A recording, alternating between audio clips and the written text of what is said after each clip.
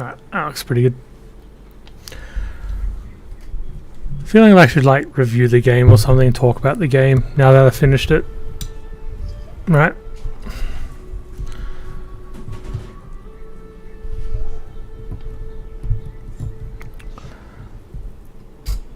So let me think about it for a second. So what are we going to talk about? Played it on Give Me God of War mode. So I experienced it at its hardest difficulty. Story, fantastic. Really good story. I don't think there was any point at any time that I dropped off or didn't listen or, you know, didn't care. I was always wanting to know what happened next. That's good. Side quests, all interesting as well. So that's good.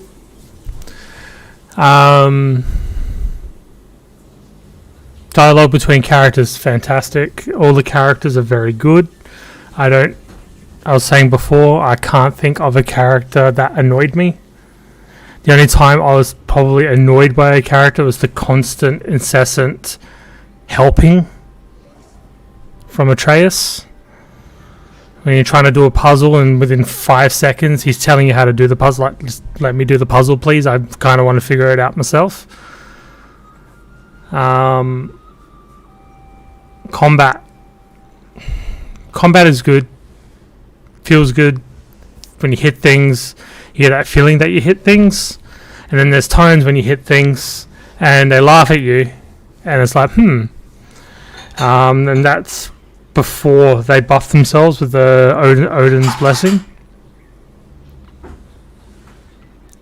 So yeah, it can be a bit challenging with that regard. Music, excellent. What else? I put 85 hours into the game and enjoyed it from start to finish. Yes, I found places to be frustrated, but in the hardest mode, in the hardest difficulty of the game, that's to be expected. Combat feels better the further you go along in the game as well. The more unlocks, the more buffs, more skills. Adding to your skills and unlocks as well is really good. So there's always stuff to unlock. Armor system's fine. I didn't really play around with the armor too much. I only just sort of went with the set bonuses that suited my play style. I'm sure everyone has their own way of playing. Weapons are good. The third weapon that I don't really want to talk about in case I put this on YouTube and someone gets upset, is probably my favorite weapon in the game. I had once unlocked, I used it more than any of the other weapons comfortably. So there's that. What else? Big Doggo is good, so that already gives you bonus points. So we got music, like I said, is really good. Sound is good. Is there anything else that I should really talk about with this?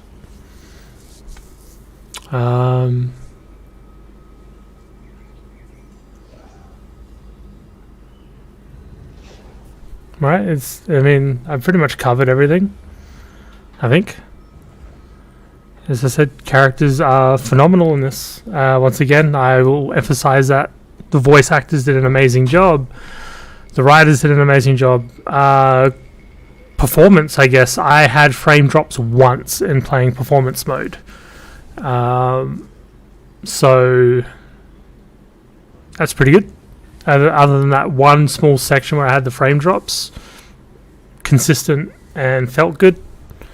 So that was pretty cool.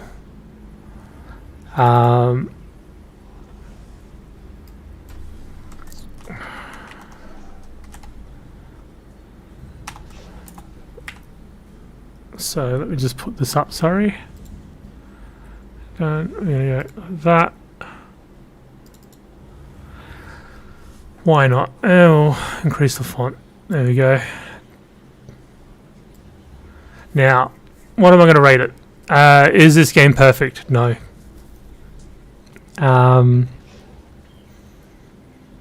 No game is, I don't think.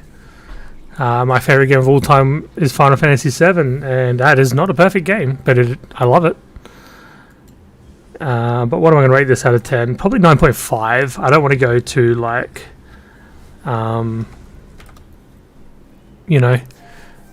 weird with it. Like 9s, 9.5s, 8.5s, 8 is about as far as I go. I'm not going to go like 8.2 or 8.3 or anything like that.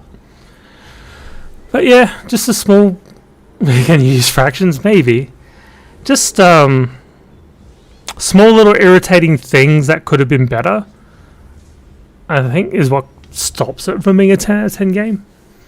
And that's just in the combat, I find. Like I said, when I was talking about... I don't think I can pull my weapons out here. No, I can't. With, when you get that skill that instantly frosts up or flames up your weapon, it doesn't flow in combat. You have to stop combat for that skill to work. And it doesn't feel good. You know what I mean? I get doing it in a way that you can't juggle things too much, but it's hard to juggle things in the game sometimes anyway. And if you're fighting bosses, you're not going to juggle them. So I don't feel like it's going to give you a massive advantage being able to weave that in when you unlock it. I don't know.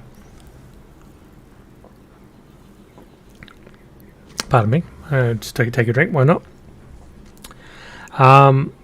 Anything else I should talk about?